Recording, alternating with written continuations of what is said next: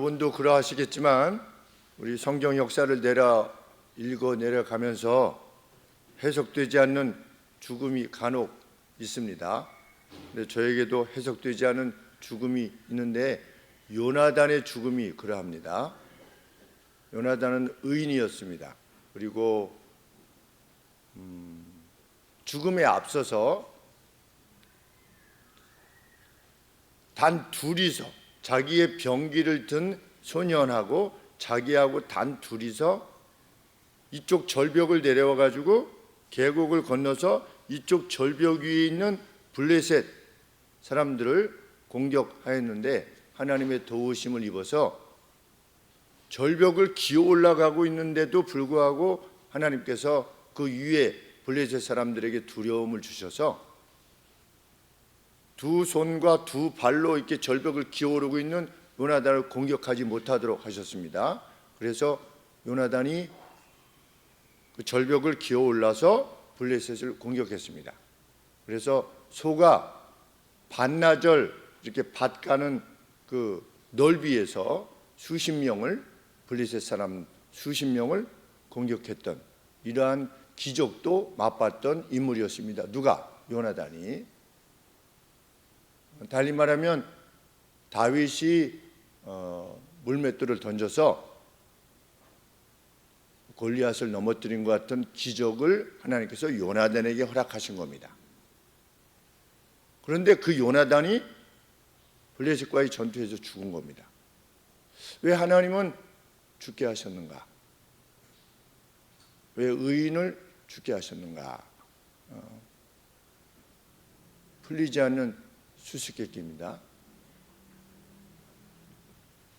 6월 16일 날 아산병원 흉부외과 우리 칼럼에 제가 기술한 것대로 흉부외과 교수님이 우회전하던 덤프트럭에 의해서 치이셔서 사망하셨습니다. 그분에 대한 아주 미담이 아주 인터넷 상을 아마 그 지면이나 아니면 또 영상을 지배했던 그러한 분이셨습니다. 그래서 누가 이렇게 응급 환자를 위해서 자전거를 타고 빨리 가기 위해서 늘 대기하기 위해서 아산병원 가까이에 10분 거리에 살고 계셨다.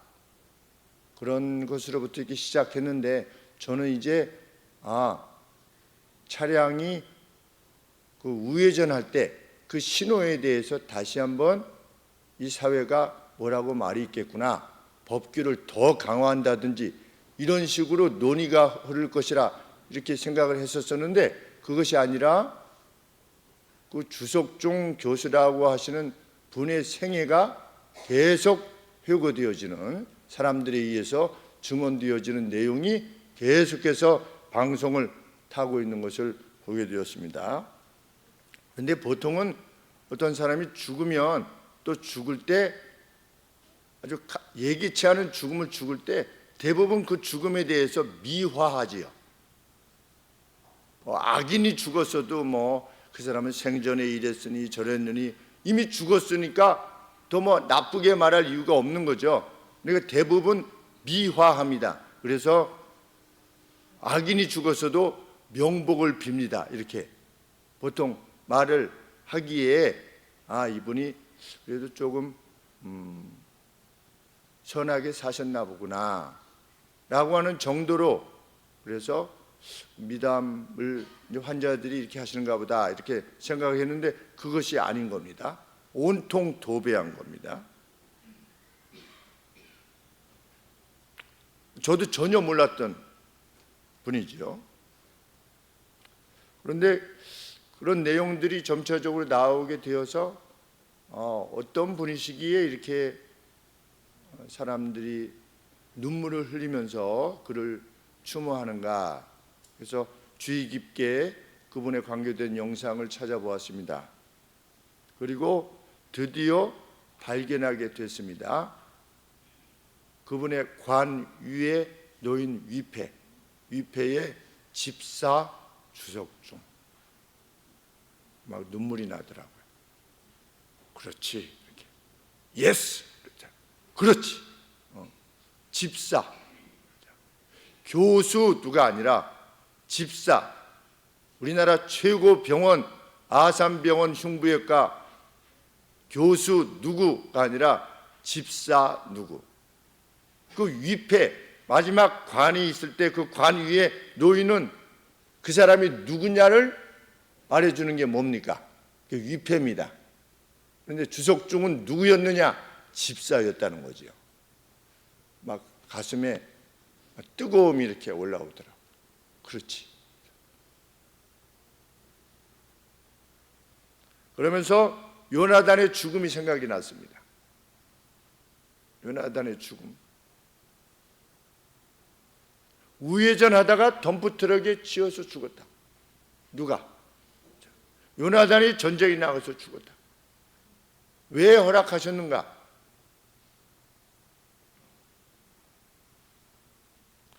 장례식장에 조문했던 모든 이들이 그가 누구였다는 것을 알게 되는 겁니까? 눈물을 흘릴 만큼 그리워하게 될 그가 집사였다. 교회 집사였다. 그리고 방송을 위해서, 인터뷰를 위해서 모였던 그 방송 관계자들, 신문 그 관계자들 모두가 무엇을 알게 됐느냐? 그가 집사였다는 것을 알게 되는 거죠. 그리고 그 방송을 보았던 사람들이 누적 조회수가 125만 명입니다. 125만 회, 그 단기간에 그렇게 알려질 수가 없는데 125만 회의 클릭수를 기록할 만큼 알려지게 된 거죠. 뭐가? 그가 집사였다.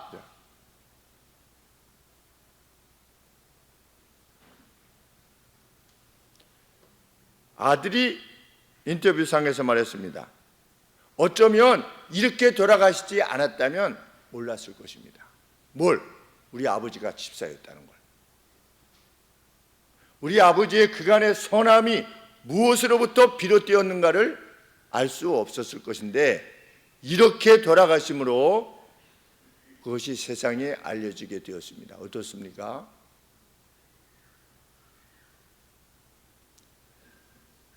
조카 딸 그리고 아버지가 그 아들이 인터뷰를 하는데 슬픔이 전혀 없어요. 원망 전혀 없어요. 그 덤프트럭이 해가지고 우리 아버지를 나든지 우회전을 강화해야 됩니다 라든지 이게 뭐냐? 우회전 사망이 웬 말이냐? 이 전혀 없습니다. 그저 아버지를 회고하며 기쁨으로 우리 아버지는 이러이러한 삶을 살아내신 것에 대해서 정말 존경하고 감사할 뿐입니다. 이게 기독교 집안인 거지요. 그것이 기독교 집안입니다. 얼마나 감동이 되든지 그가 일생 그리스도에 대해서 증언했던 모든 영향보다 훨씬 더 큰 영향을 마지막 죽음에서 남기고 가도록 하나님이 허락하신 겁니다. 저는 그 마음에 어떤 생각이 들었냐면 야, 그 영광을 허락해 주셨구나. 그 집사님에게, 주집사님에게. 누가 또 생각납니까? 마지막에 영광을 돌린, 자기 생애 마지막 죽음으로 영광을 돌린 이가 누굽니까? 삼손이지요. 삼손이 마지막 순간에 하나님 저에게 마지막 기회를 주십시오 라고 기둥을 무너뜨려서 자기도 죽고 원수들도 이렇게 죽게 되는 그러한 상황에 살아있었을 때 삼손이 행했던 것보다 그 마지막 한순간이 더 큰 영향을 끼쳤다. 이게 성경이 말하는 것처럼. 그 주집사님이라는 분이 일생 동안 사람들을 선히 대하고 저는 감동이 되었던, 어디서 특별히 감동이 됐냐면 치킨집 사장님이 와서 우는 거예요. 세탁소 사장님이 와서 우는 거예요. 우리가 만약에 우리가 죽었을 때 과연 우리는 누가 와서 울겠나 이런 생각을 해보게 됩니다. 우리들 각각이 생각해 보시면 됩니다. 내가 만약에 갑작스러운 죽음을 죽었다. 정원이가 갑자기 죽은 거야. 오늘 별로 좋아하는 것 같지는 않은데 죽었는데 과연 정원이는 내가 오늘 죽으면 누가 와서 울 것인가, 나를 위해서. 과연 우리 15단지 안에 그 앞에 그 누가, 내가 평소에 시켜 먹었던 치킨집 사장님이, 배달 오신 치킨집 사장님이 과연 나를 위해서 울어줄 수 있을 것인가?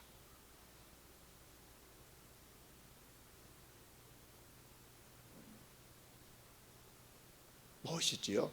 세탁소 직원이 와서 울었다.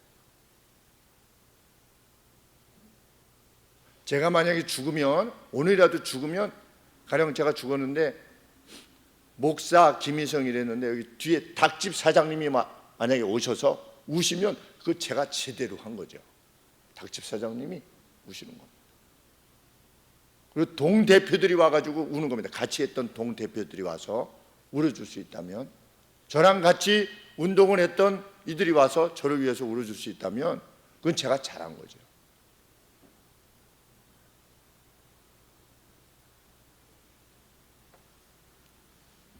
일반적으로 위패에다가 뭐라고 씁니까? 고 누구 이렇게 쓰죠. 고자, 옛 고자. 끝났다는 겁니다. 그런데 저는 참 멋있었습니다. 집사, 살아 계신 거죠. 성경 말씀에 의하면 아브라함과 이삭과 야곱의 하나님이라고 늘 일컬으시는 이유는 무엇이라고 말씀하셨습니까? 그들이 지금 살아있기 때문이다. 그래서 과거의 아브라함, 이삭, 야곱의 하나님이 아니라 아브라함, 이삭, 야곱, 지금 살아있는 그들의 신이시기에 하나님의 칭호를 그렇게 부르시는 거다. 주속 중 집사의 하나님이신 거죠. 지금 살아계신 분.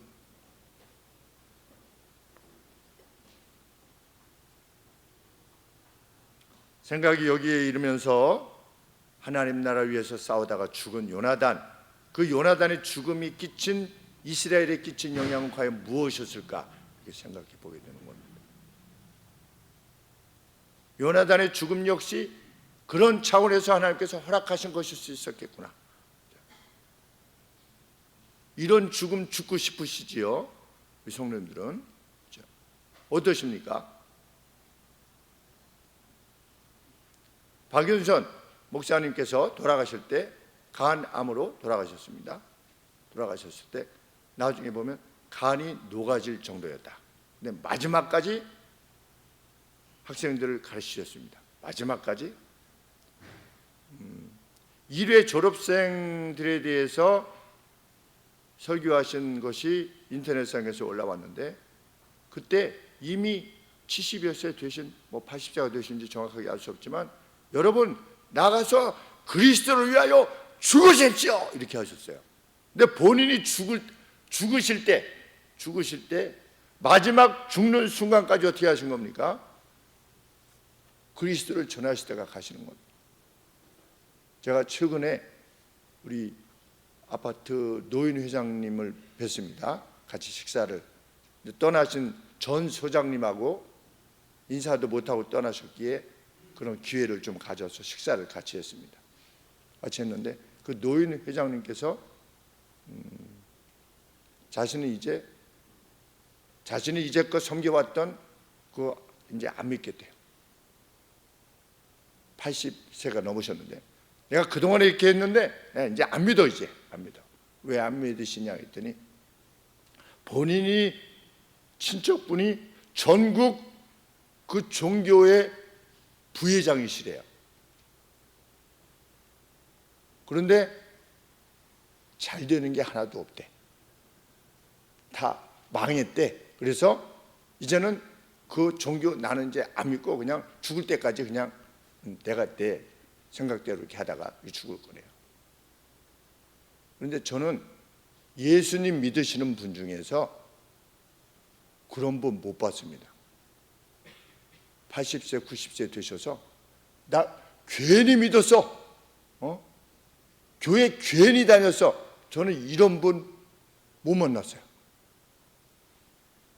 정말 달라요. 죽는 순간까지 애국이 아닙니다. 물론 눈물을 흘리지요. 그 조카 딸이 이 인터뷰를 하면서 그냥 눈물이 그냥 이렇게 흐르더라고요. 이렇게 자기의 참 조카 딸이 자기 이모부를 회고하면서 그게 눈물이 흘릴 정도면 그 집안이 어떤 집안인가를 알게 되는 것인데, 제가 그 장면을 보면서도 참 크게 감동이 됐는데, 제가 그래서 여기다가 실었죠. 못 실었네요. 네. 사진을 실었는데 가족 사진이 있는데 한 20명 이상 이렇게 가족들이 이렇게 모여서 식사를 하는데 그 흔한 술잔 하나 없는 겁니다. 아, 기독교 명문 집안이구나. 기독교 명문, 신앙의 명문 집안이구나. 그래서 그 인터뷰상에 그 어떤 원망도 없구나. 우리 뭐 어떤 사회적인 어떤 재난이 있게 되면 그 뒤로 뭐라고 말이 많지 않습니까? 뭐 이걸 고쳐야 되느니 저걸 고쳐야 하느니 누가 잘못했느니 저러했느니, 근데 그런 내용이 하나도 없는 거죠. 집사의 존엄, 그죠? 집사의 존엄. 그래서 1년에 뭐 5번 나와도 10번 나와도 그냥 집사를 임명하는 현대 교회를 따라 하지 않으려고 하는 겁니다. 집사의 존엄은 이런 것이다. 성경이 말하는.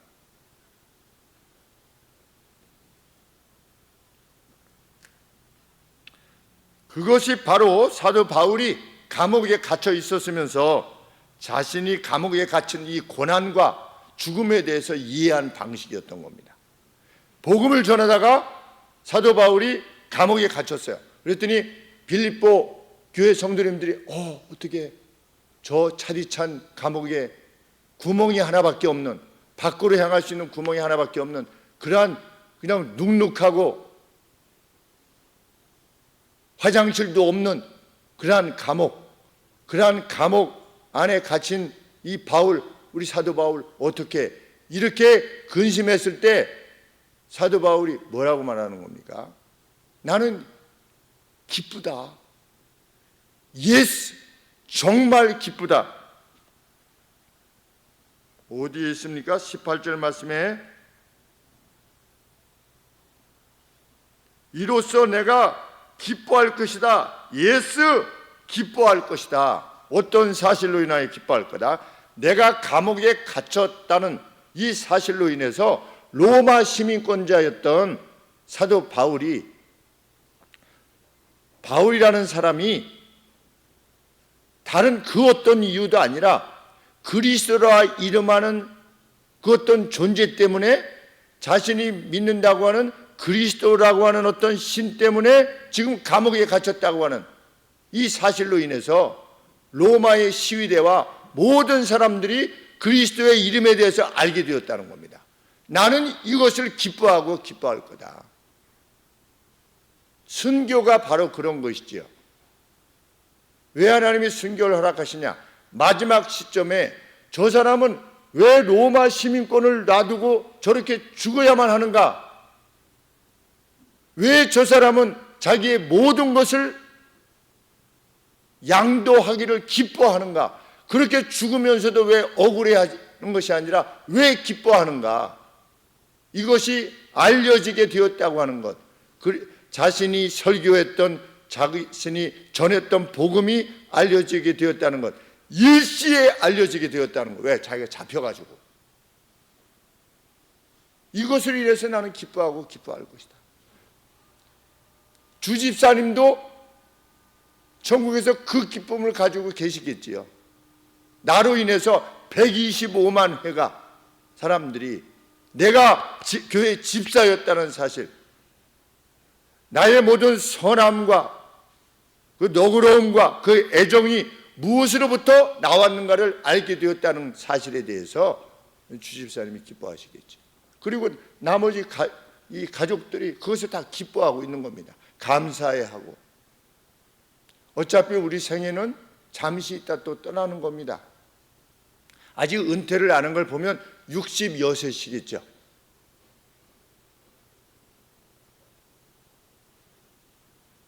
그러면 몇 년 남은 겁니까? 66이면 20년밖에 안 남은 겁니다. 어차피 늙어서 세상을 떠납니다.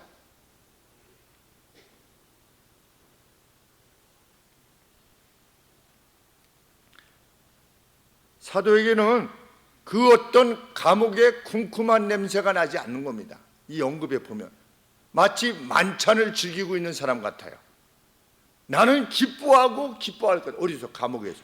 근데 감옥 냄새가 이 편지에 전혀 없습니다. 여러분들은 읽으실 수 있으십니까? 야, 내가 괜히 전하다가 조금 더 지혜롭게 전해야 되는데 그냥 막 전하다가 이렇게 잡혀갔구나 라든지 그냥 내가 굳이 그렇게까지 안 전하고 그냥 좀 숨어서 조금 이렇게 전했으면 좋았을 텐데, 이런 일말의 후회가 없죠. 그냥 뷔페에 가서 막 먹고 있는 사람 같습니다. 감옥에 갇혔는데.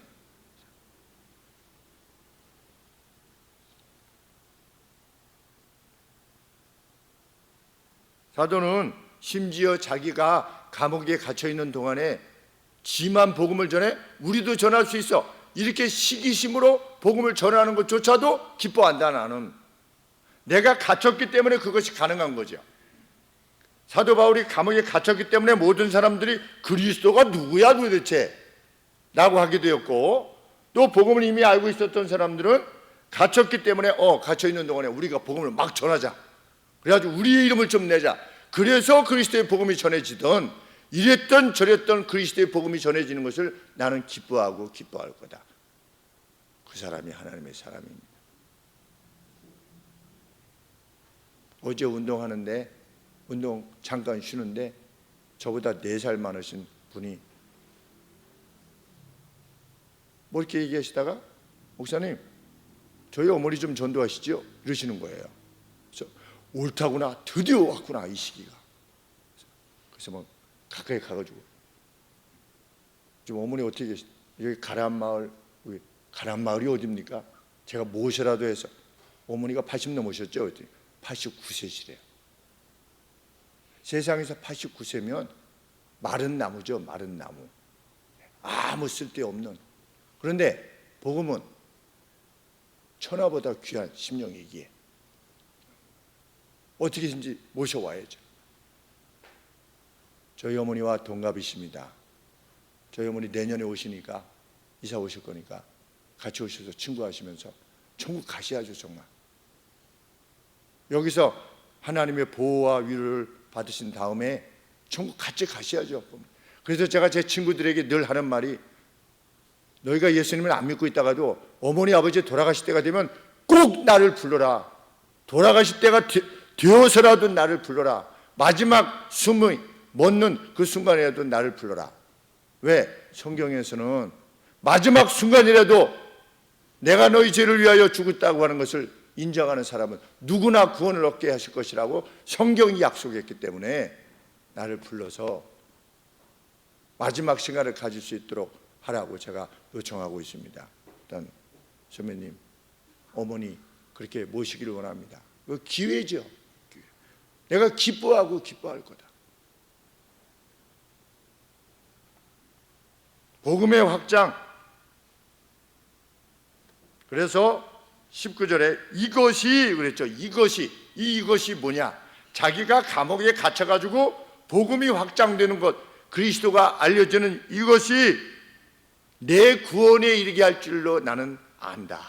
그래서 나는 기쁘다. 그런데 사도 바울은 그것이 무엇에 의한 것이래요? 빌립보 성도들이여, 당신들이 나를 위해서 기도해 주셨고, 그 기도해 주신 것을 성령 하나님께서 귀히 여기셔서 성령 하나님이 도우셔서 이 정황이 된 것을 나는 기뻐하고 기뻐할 것입니다. 내가 복음을 전하는 것이 이 상황에서 확장되었는데 그것이 무엇 때문이냐? 성도들이 나를 위해서 기도해 주셨기에 그 기도를 성령 하나님이 받으셔서 나를 도우셨기 때문에 이러한 상황이 발생한 것입니다. 그러면서 나는 기뻐하고 기뻐할 것입니다. 그리고 그것이 자신의 간절한 기대와 소망이었대요. 20절 말씀에 나의 간절한 기대, expectation이라고 되어 있는데 나의 간절한 기대다. earnest expectation이라고 그랬는데 간절한 기대다. 그런데 이 간절한 기대라고 하는 건 뭐냐면 그 어떤 것에도 눈을 돌리지 않고 이 헤드를 돌리는 겁니다. 이렇게 헤드를 이렇게 돌려서 어느 하나를 바라보는 것을 이 헬라어에서 말하는 기대라 이렇게 말하는 겁니다. 손자 손녀가 나면 모든 눈이 거기가 있대요. 그 할아버지가 된 분들이 하는 이야기가 다른 거 다 필요 없대. 그냥 손자 손녀가 최고래. 그러면서 목사님도 아마 그렇게 될 겁니다. 우리 안재영 형제, 카센터 하는 안재영 형제가 그렇게 얘기해서 글쎄 그렇게 된다고 그러는데 저도 그렇게 되겠죠. 강아지도 좋아하는데 손자 손녀가 나오면 그렇게 되겠죠.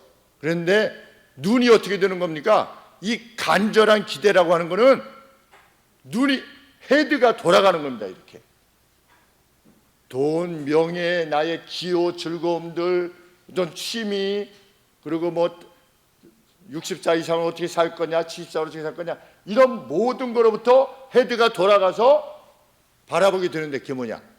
하늘 소망이라는 겁니다. 하늘 소망. 나의 간절한 기대와 소망. 소망이라고 하는 건 뭡니까? 분명히 올 것이지만 언제 올지는 모르는 것에 대한 기대, 이게 소망입니다. 우리는 어떤 소망이 있습니까? 주님이 먼 길을 떠나셨던 주님이 언젠가는 반드시 돌아올 거다. 돌아올 거다. 그러나 언제인지는 우리가 모르는 거죠. 그래서 그것을 소망이라 말합니다. 근데 사도 바울에게는 간절한 기대와 소망이 있었다는 건데 그 간절한 기대와 소망에 따라서 이 상황이 자신에게 주어진 것을 기뻐할 수밖에 없다는 겁니다. 그러면 이것이 사도 바울 것만의 것입니까? 그렇지 않습니다. 사도 바울이 기록을 남기는 이유는 무엇입니까? 우리들 모두의 것이라는 것이죠. 우리 각각의. 사도 바울이 특별합니까?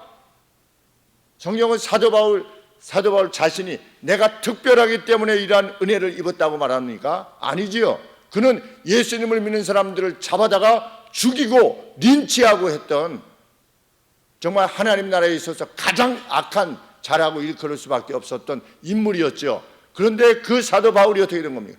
그 사울이라고 하는 이가 사도가 된 겁니다. 누구에 의해서? 하나님의 전적인 은혜에 의해서. 그러면 오늘 우리가 사도 바울의 반열에 이르지 못할 이유가 없는 것이지요. 우리의 간절한 기대와 소망은 과연 무엇이냐?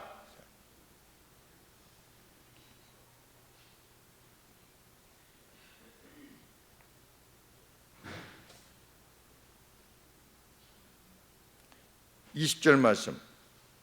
나의 간절한 기대와 소망을 따라 그 어떤 일이든지 부끄럽지 아니하고, 지금 이루어진 어떤 상황이 으로 인해서 자신은 그 어떤 것에서도 부끄럽지 않는 이로 하나님 안에 있대요.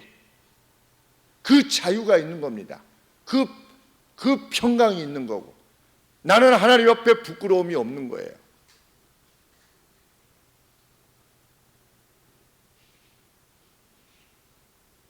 이런 삶을 살기를 사도 바울이 우리에게 권하고 성경이 권하는 겁니다. 맨날 하나님 아버지 이 죄를 져가지고 이렇게 해서 용서해 주시고, 그게 아니라 사도 바울이 뭐라고 했습니까? 그 어떤 일에도 나는 부끄러움이 없다. 왜? 나의 간절한 기대와 소망에 따라서 내가 행동하기 때문이다. 이런 자유함, 그렇죠? 오직 전과 같이 이제도 늘상 그러하듯이 나는 담대하게 말할 수 있다. 뭐라고? 살든지 죽든지 내 몸에서 그리스도가 존귀되게 하려고 한다는 것을 나는 담대히 말할 수 있다. 예수님이 내가 살든지 죽든지 둘 다를 통해서 내 몸에서 높임을 받으실 것이라고 하는 것, 나는 담대히 말할 수 있다. 이러한 삶을 그리스도께서 우리에게 요청하시는 겁니다. 그리스도를 위해서가 아니라 우리를 위해서. 주집사님이 살아계셨을 때 뭐라고 말했다고 하는 겁니까? 나는 이제 죽어도 여한이 없다. 그런데 내가 살아있는 것은 너희들과 너희 엄마 때문이다. 얼마나 멋있는 말입니까? 사도 바울의 말과 똑같은 말이에요.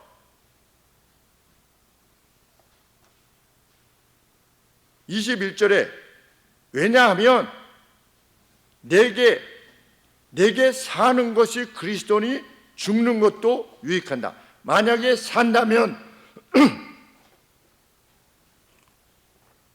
감옥에서 나가서 만약에 다시 산다면 사도 바울은 그리스도를 위해서 살 것입니다. 죽으면 그리스도와 함께 있으므로 그리스도를 얻는 것이 되는 겁니다. 이거 굉장히 중요한 말씀입니다.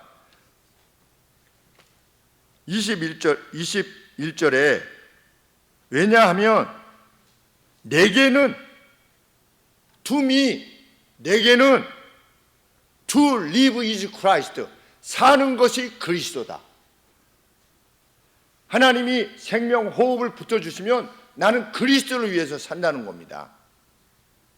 To live is Christ. 그러면 그리고 to die is gain, 죽는 것이 얻는 것이다. 이게 무슨 뜻이냐? 이제 천국 가기 전에 살아있을 때는 주를 위해서 사는 거죠. 무엇을 하려고? 그리스도를 얻으려고. 죽으면 어떻게 되는 겁니까? 이 세상의 모든 수고를 마치게 되면 그리스도를 개인하는 거죠. 얻는 것이죠. 그래서 22절에 죽는 것도 유익함이라고 그랬는데 유익함이라가 아니라 개인이라고 했습니다. 개인은 뭐는 겁니까? 획득하는 겁니다. 그리스도를 위해서 열심히 살다가 하나님이 죽음으로 끝나게 하시면 바로 예수님을 얻게 되는 것, 이것이 나다. 이것이 간절한 기대와 소망이다. 사도 바울이 빌립보 성도들에게 밝히는 겁니다. 나를 위해서 슬퍼할 이유가 없어요.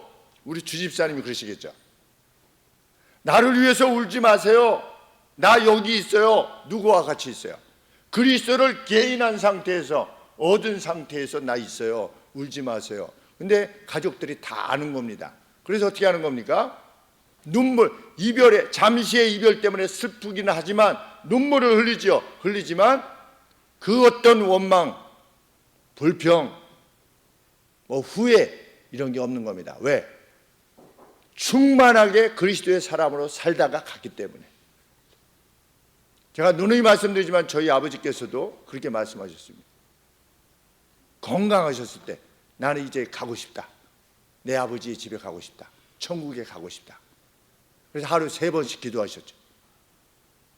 2시간씩 하나님 저를 불러주십시오. 이제는 여기에 생애가 끝났습니다. 82세 때까지. 일기장에도 보면 순 그 내용이에요. 아버지, 저는 이제 생애 이제 충분히 행했습니다. 하나님, 저는 아버지 나라 가고 싶습니다. 왜? 이미 여호와의 말씀은 정미하니, 이미 테스트가 끝난 것이니, 여호와의 말씀 객관적인 증거로서 뿐만 아니라 개인의, 아버지 개인으로서의 삶으로서 그것이 이미 입증되어진 것이기에 이제 가도 된다는 겁니다.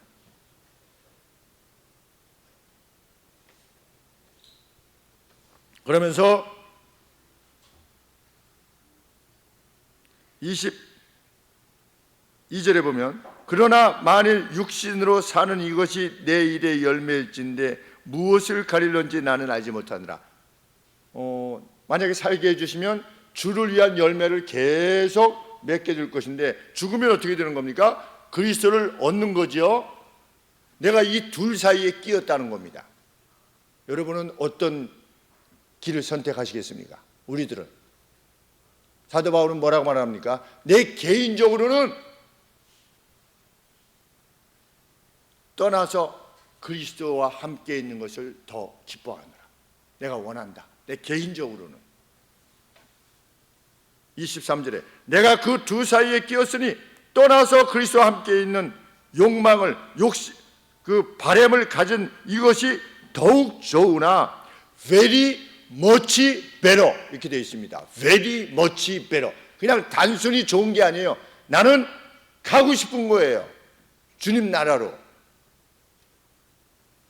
사도 바울은 이 감옥에서 그냥 떠나기를 원하는 겁니다. 개인적으로는. 왜? 주님과 함께 하고 싶은 마음 때문에. 이놈의 세상, 이 더럽고 추한 세상, 이 오염된 세상, 이게 아니라 주님과 함께 하고 싶은 그 생각 때문에, 그 열망 때문에.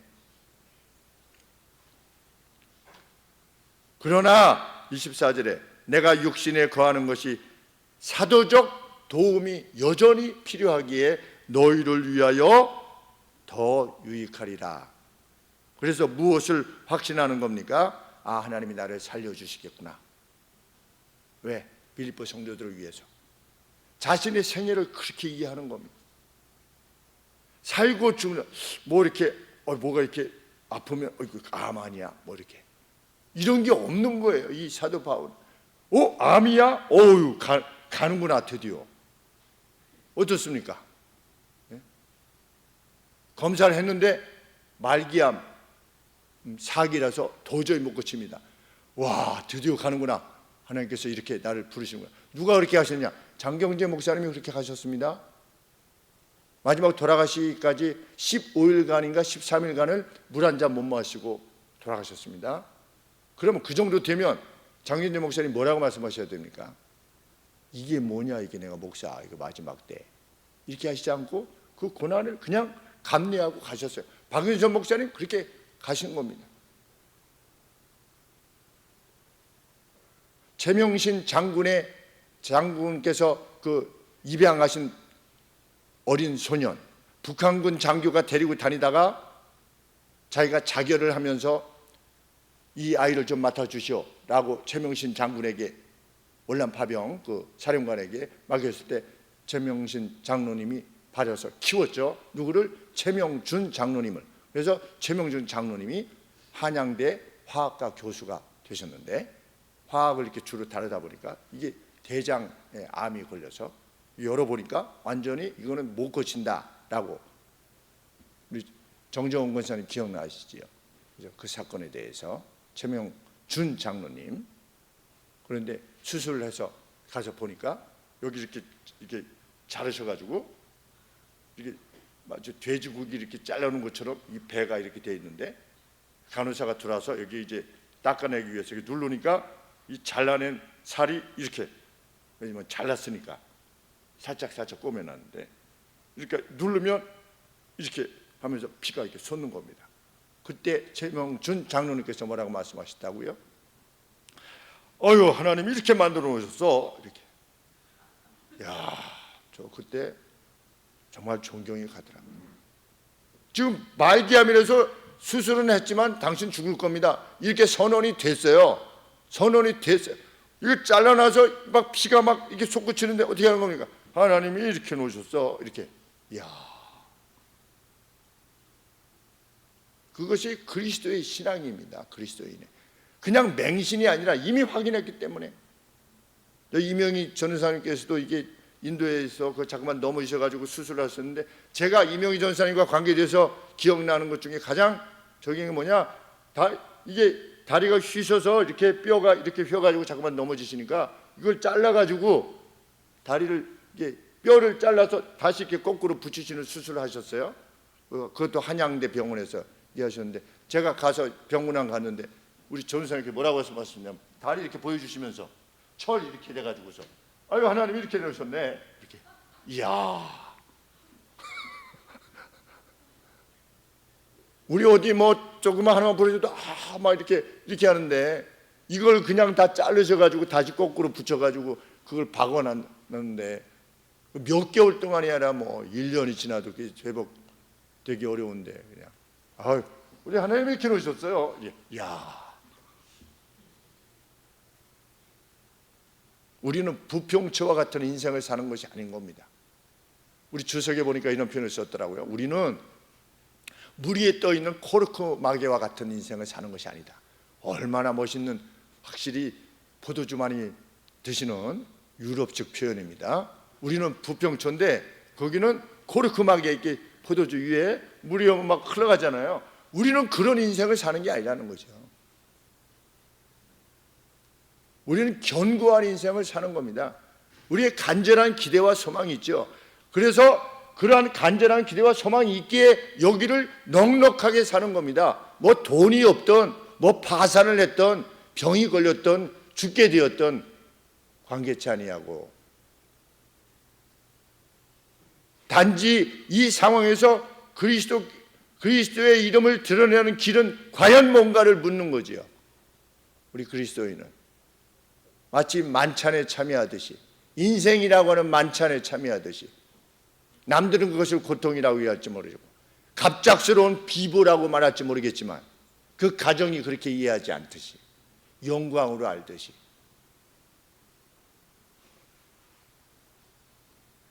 우리들 각각에도 생의 마지막 시점에 이런 영광을 허락하시는 우리 하나님이시기를 원합니다. 오 집사님은 주님의 교회 성가 대원이시기도 하셨다고 합니다. 이야, 그래 시간이 없어가지고 그 병원 바로 앞에 사셔야만 될 정도로 그렇게 촌음을 다툴 만큼 시간이 없는 사람, 내일이 시험인 이런 사람, 그런데도 주일에 성가 대원을 하는 겁니다. 주일에 설거지를 하고 토요일날 청소를 와서 하고 찬양 준비를 하고,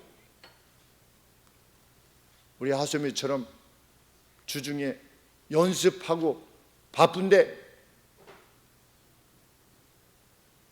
얼마나 멋있는 인생인지 알 수 없는 거죠.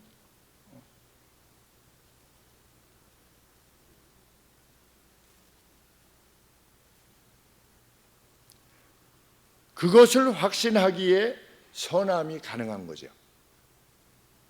우리는 하나님이 말씀하시는 따스한 정의, 따스한 정의를 실현하는 겁니다. 이 땅에서. 치킨집 사장님도 얼마나 공손하고 따뜻하게 대하셨으면 치킨집 사장님이 와서 우시겠습니까? 배달 온 사람이 뭘 울겠습니까?